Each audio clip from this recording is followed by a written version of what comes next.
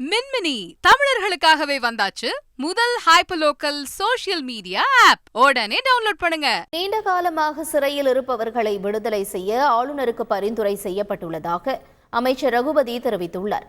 சென்னை மீனம்பாக்கம் விமான நிலையத்தில் செய்தியாளர்களை சந்தித்த சட்டத்துறை அமைச்சர் ரகுபதி 30 ஆண்டுகளுக்கு மேலாக சிறையில் நோய்வாய்ப்பட்டு உடல்நலம் குன்றியவர்களை முன்விடுதலை செய்ய வேண்டும் என அரசு பரிந்துரை செய்துள்ளது.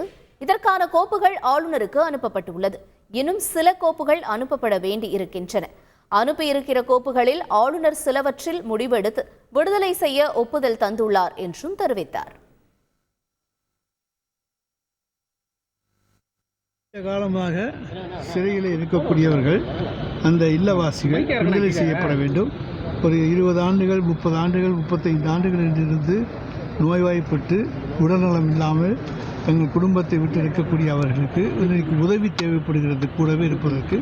எனவே அவர்களெல்லாம் விடுதலை செய்யப்பட வேண்டும். உயர்நீதிமன்றத்துடைய வழிகாட்டுதலின்படி பரோல் கொடுக்கப்பட்டது. சிலருக்கு அவருடைய உடல்நலத்தை கருத்திலே கொண்டு பரோல் கொடுக்கப்பட்டிருக்கிறது.